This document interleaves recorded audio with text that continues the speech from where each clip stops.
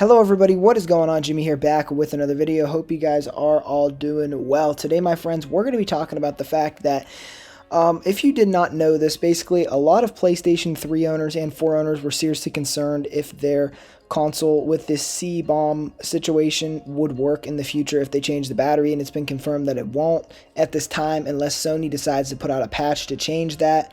And we just found out, unfortunately, the same problem does apply to the PlayStation 5. And before we get to the Xbox side of things, just to finish off the PlayStation side of things, I think it's for the best that if you do care about game preservation and you want to make sure that games in the future are able to be ran on these consoles in the future, I think it is a good idea for you to fill out this information, copy and paste all this, fill out your information in here, and then send it to Sony, because truthfully speaking, this is going to be really bad for retro gaming in the future, and it's just going to absolutely make this a nightmare. Because the fact that, if you don't have any clue what I'm talking about, I'm going to explain this to my best knowledge. I'm not a professional on this, and if I do make a mistake, feel free to let me know down in the comment section below. I'd love to make a comment down below and say that what I said was wrong. I would definitely do that for you all, because I'm trying not to spread false information, but this is a very complicated topic. So the thing is, there's a battery in the PlayStation 3, 4, and now we just found out, unfortunately, 5,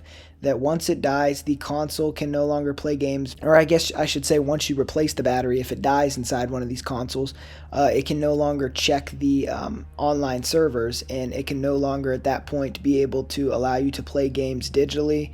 And we're having some serious troubles with physical games on the PlayStation 4, specifically in the PlayStation 5. Some of the PlayStation 4 and PlayStation 5 games are working, but nothing's 100% here. All this, to my knowledge, can be patched out if Sony were to release a patch. And by basically releasing this, you're saying that you want them, see right here, I am asking you to uphold these values and patch the PS3, PS Vita, PS4 to resolve the battery issues and keep our consoles running for as long as hardware itself is functional. And I think you can also add PlayStation 5 to this, because the thing is that now we know that the PlayStation 5 is definitely a problem as well. I am actually going to read all of this to you all, and then we're going to discuss the Xbox stuff after that.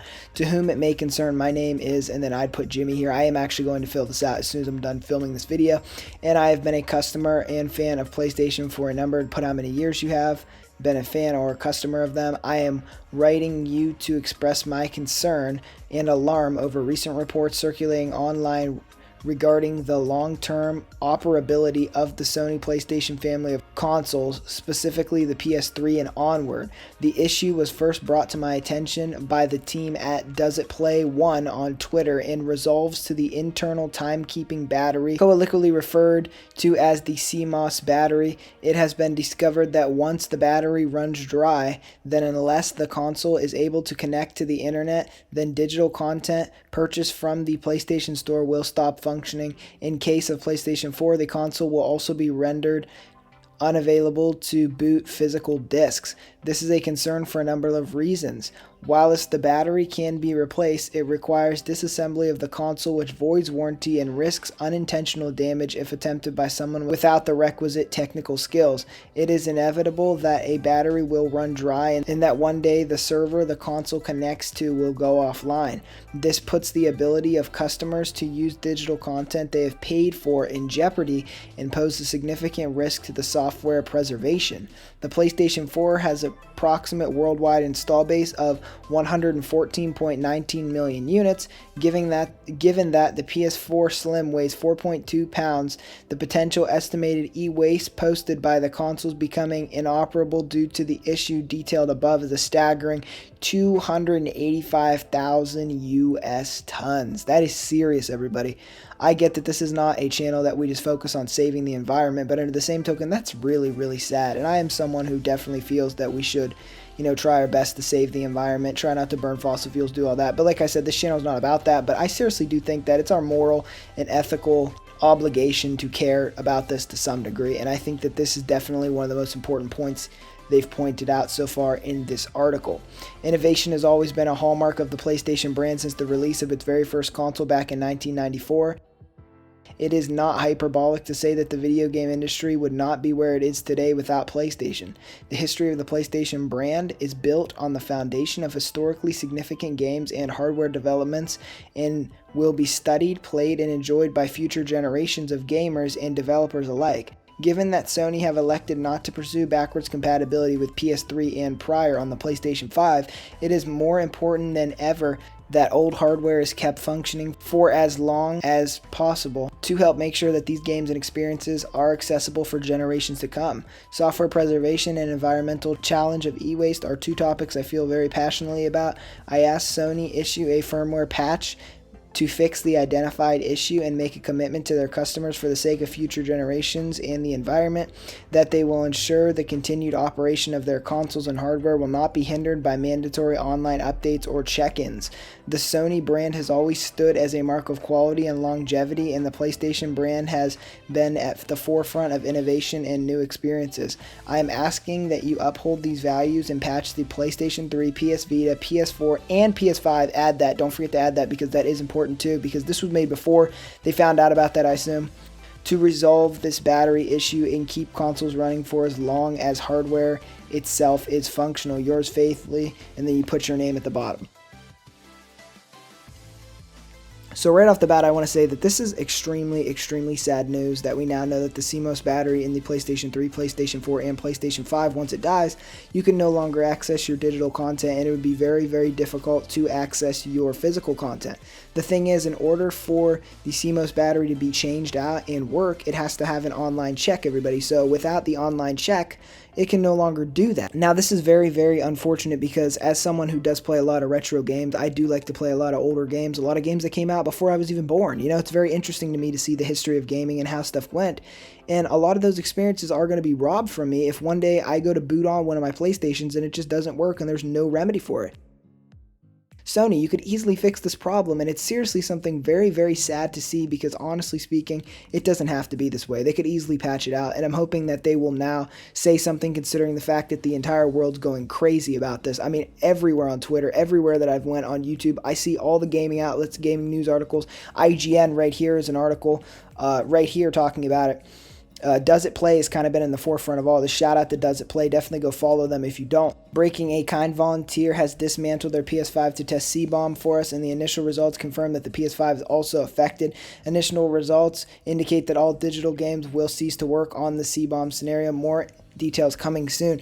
So basically what this means is you should also definitely, for the future, I'd say, for sure 100% try to buy as many physical games as you can. If it's a really great deal, then I guess I can understand it, but if it's not and you're going to spend the same amount of money, definitely go for that physical copy. Buy that physical PlayStation 5, because in the long run, when you have to go ahead and buy a whole new console when your battery dies in 5 years, it will definitely be worthwhile to just do it now. Spend the extra $100. You might think it's a lot, but in the long run, it really is going to save you money if something like that were to happen. I know that it's very inconvenient to have to pop out a disc versus just Xing out the game and going to the next one, but the thing is that in the long run, these little inconveniences might just save you from never being able to play any of your games ever again.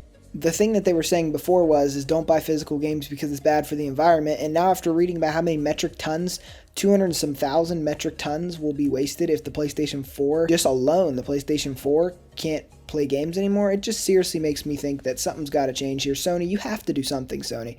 Like, I know that Sony this generation's been on a high horse, but this is seriously something that's got to change.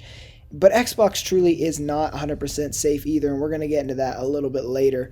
But first of all, so I get the fact that not all games are playing on the PlayStation 5, but you have a lot higher of a chance to have your experience still run on the PlayStation 5 with this battery being affected than you do if it's digital. Your chances of it working on digital are 0%. Your chances of it working on a physical game are actually pretty high. There's a lot of them that they are getting to work. Now, when we go on to Xbox's side of things, let me actually find the article here, right here. So here is the Xbox situation here. Yes, that is correct. The Xbox Series is designed with a very nefarious DRM setup. Like CBOMB, this will one day render all software unplayable as repairs, formats, and new users will become impossible. On PlayStation 3, 4, and 5, this is not an issue due to its offline setup. No fix exists. So on Xbox, the one everyone was saying that Xbox is the better way to go now, they care about game preservation and all that. Now Xbox is looking to be the worst of the two. Not only this, but Xbox One discs in the Series X also require a one-time server activation. Once the server dies, the discs will be rendered unplayable. On PlayStation 5, work a CBOMB, it appears discs will still work offline when no activation is required. So yeah, like I said, there's a lot of discs that are actually working here, but Microsoft is looking to be the worst one out of the two here. And it is really, really scary to think about future generations of gaming to have to deal with this. This really, really does bother me. And if there's anything you can do, Microsoft, I know they say it's impossible to change this, but there's got to be a way. There's got to be a way, something you can do. And Sony, please, God, fix this problem. I will link this right here in the description. Shout out to Does It Play on Twitter at DoesItPlay1. I will definitely link the Twitter as well, but I'm just really, really disgusted by this, and I really hope that they can figure this all out, because this is like an absolute nightmare for gamers, and I think a lot of people are going to be super, super sad if the PS5 battery no longer works. It's very, very sad, and I'm hoping that they get this fixed out.